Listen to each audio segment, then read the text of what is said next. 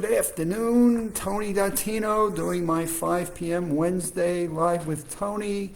And I am the founder of the USA Memory Championship and the president of Datino Consulting Group. And we're making some really good progress on our the 6 elements of brain health, which is an excerpt that comes out of our Maximum Memory Mastery online course.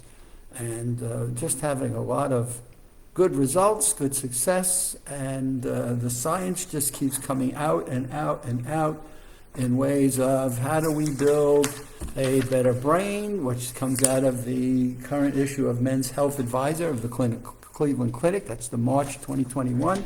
And one of them they talk about is sleep. And so here in the March issue of Environmental Nutrition, we come with what? We need better sleep. Consider changing up a few of your food choices, and maybe there's a few habits that we may be able to modify, which we've discussed on my Live with Tony broadcast in the past. But what was interesting is it talks about we've all probably experienced the time when our food choices might have affected our sleep.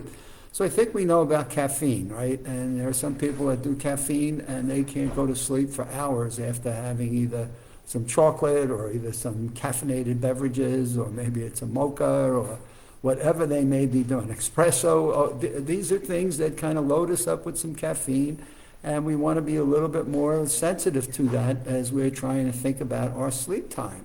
So sometimes there are times when we're out or we're having a late dinner, and we need to be a little bit more mindful of what some of the foods are. So here's our an article with a table on food supplements that have an impact on sleep, or food items.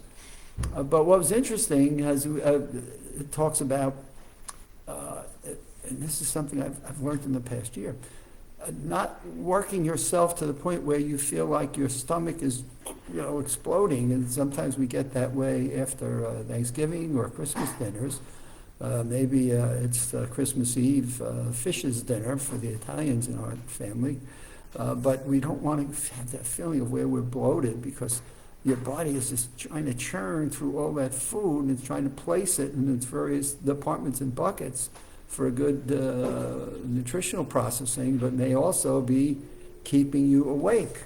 The other thing that is important to keep in mind, that every condition that contributes to the sleep may be depression and anxiety, reflux disease, sleep apnea, sometimes restless leg syndromes, all may have some impacts to your sleep. So how do you dissect these different elements to know what are the right things that one may want to be considering to have a positive impact on your sleep patterns? And so this article that came out of the Environmental Nutritional March newsletter, I thought was really excellent, because it talked about some foods that I think most of us may have been a part of or have taken at some point in our lives, and may be taking it now. So here are some things that they talk about. Tart cherries, or cherry juice, contains a melatonin, which helps to control the body's internal sleep schedule. Drinking cherry juice may lead to small improvements in duration and quality. So how long you sleep and the quality of your sleep. So who thinks about tart cherry juice? Now, if it's tart, we may not want to have it, but don't put sugar in it, because that's not a good thing for your overall brain health, nor for your overall body's health. Bananas, and this is interesting, because as a senior you take about bananas and you want to get potassium, but yet sometimes my nutritionist says bananas have too much sugar. Well, here comes bananas. Eating bananas may help promote sleep because they are a source of magnesium and potassium, which are natural muscle relaxants. So magnesium and potassium. So I'm reading an article last night on the importance of magnesium in our diets, and how magnesium is so essential for how we absorb vitamin D's and other vitamins within our nutritional habits. So now I'm learning about magnesium. It's like this is endless in terms of what we do. Well, bananas will help you out in terms of your sleeping because of magnesium and potassium. Milk, how about milk? It contains a tryptophan, and it's an amino acid that impacts your serotonin levels that help you to induce sleep. Now we're going to go from tart cherry juice to bananas to milk, and now we'll mix over to hot tea, but the tea that is caffeine-free, non-caffeinated hot tea, like chamomiles or other non-caffeinated options can increase a so I'm a chamomile tea person, and so drinking tart juice, milk, and hot tea. Kiwi. I'm not a big kiwi person, but research has shown that kiwi helps improve, noting that people who ate 1 hour before bedtime fell asleep faster and slept better and had a higher quality level of sleep. I guess if I ever get back inside a grocery store, I'm going to have to look at what kiwis look like, and maybe I'm going to have to try one in terms of a way, though I usually do not have a problem getting to sleep and having a good night's sleep, except if my brain is in its creative mode and I'm spinning on things I want to do. All right, now we all know and have heard about this one. Turkey is a good source of amino and tryptophan and may induce feelings of sleepiness. So we've all heard about the Thanksgiving dinner where we all sit on the couch and think we're going to watch a football game, and we all start dozing and drowsing off. And we think of the turkey we ate. It may also be the overall stuffing we had and the overall food. Sweet potatoes. So sweet potatoes are a good source of complex carbohydrates, and they support sleep. And it's a muscle relaxing potassium that's included. So again, just thinking about some of the foods that we might want to be eating that are also good nutritional. They're great brain foods in many cases, good for our heart health. And now we're finding out from the Environmental Nutritional Newsletter that they are also helpful in terms of our sleeping. Here, fatty fish. Here we go. We're going to hear all about fatty fishes and vitamin D and omega-3 fatty acids, which play a role in serotonin regulation, and ultimately then the serotonin impacts our sleeping habits. And last but not least, how about nuts? And so they talk about walnuts, almonds, cashews, pistachio nuts, all benefit sleep patterns. They have melatonin and essential nutrients like magnesium and zinc, which supports healthy sleep patterns. So now we got magnesium, we're going to get some vitamin D in there, we're taking some zinc into all of this, we're working about potassium. All of the things that today's nutritional experts are telling us are good balancing nutrients that exist within our bodies that promote an overall system, and I call it as a system. You know, your body doesn't cut off like here and cut off here and cut off here. It's one system. So how do we bring all the right nutrients into our dietary habits, our nutritional habits? And now we're seeing from the Environmental Nutrition Newsletter are foods that have support to your health and to your sleeping patterns. And how many times do we know the people that have sleeping insomnias or issues and things?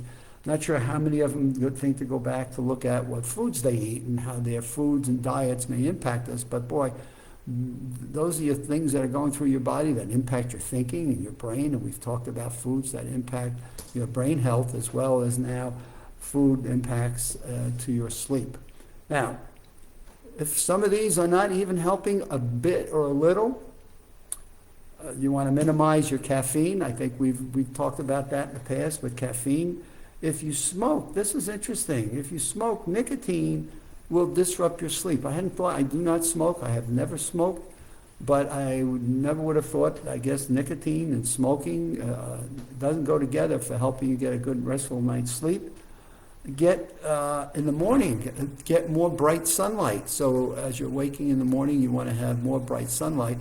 I know on our sunny days here where we live in Orlando, which is getting a little bit more warmer, and it's bright sunshine that keeps you nice and warm.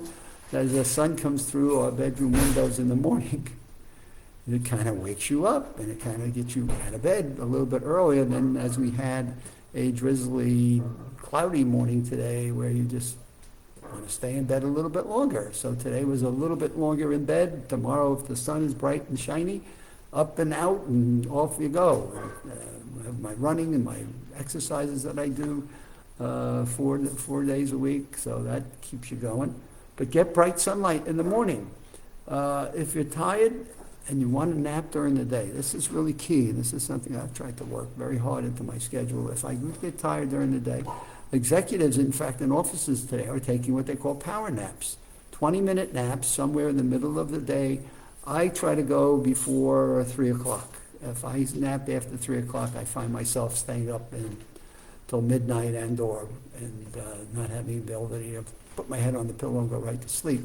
So if you want to nap, 20 minutes, 30 minutes max. Set your phone for 30 minutes at max and get your nap in before 3 o'clock so you can keep your cycle going for evening and dinner and sleeping sometime at a reasonable hour. I know this is a hard one for some people, especially if you're tired, you didn't sleep all night, but then you sleep for an hour nap, and then you don't go to bed again, and you stay in what I call the word I'm trying to think is plain, you're in a time zone sleep patterns that just interrupt your normal sleep. Stay physically active, but don't exercise within 4 hours of bedtime. Again, I always say people, see what works for you, but if I can exercise in the evening, and sometimes the exercise leaves me energized, and sometimes it depends, I guess, on my day. It makes me just want to go to sleep. So I'm not sure if I'm into the 4 hours before bedtime. Keep your home dimly lit in the evening. Avoid bright lights later in the day. Well, I think that's normal. We keep lights on to see what we're doing and what we're eating, but then don't keep the extra bright lights on, and have just little night lights that just make it softer and a little bit easier. Don't use alcohol as a sleep aid. That's a baddie. It may help you fall asleep, but it prevents you from staying asleep. So sometimes I've heard people will have a glass of wine or have a beer, and bad news, yep, you'll go to sleep, but you'll be waking up a lot sooner, and then you'll be staying awake, which is not good.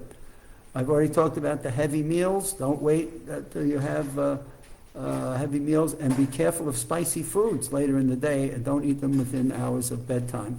Though I'm reading an article yesterday that having chili peppers is a good thing for you to live an extra 10 years. So spicy foods may be good, just be careful when you're eating them.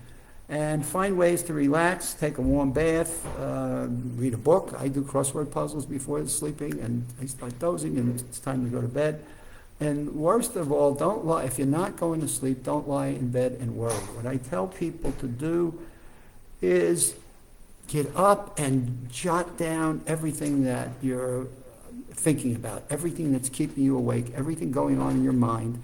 When you've got your state of creativity or anxiety, and you've got things that you're trying to remember to do, and to-do items, get out of bed, make notes to yourself. If you even want to, get one or two. If you got little 10, 15-minute items you want to knock off your list, get them done and let your brain know, hey, I've got it all, and I'm going to check out and go back to sleep. And so those are our tips coming out of our environmental nutrition newsletter, following the stuff we talked about yesterday on the 5 elements of building a better brain. And I think we're on target with what we're doing with our next online course that we're putting together, which is the elements of brain health and how they make a world of difference, of which sleep is one of them. Mental activities are another. And so I say to people, what better mental activities can you put into your life than learning how to improve your memory? And realize that memory is a skill that we can all improve if we first believe, have desire, and then actually practice. So again, if anyone wants to reach me on a personal level with any of the things that I cover in my Live with Tonys, send me an email at aedottino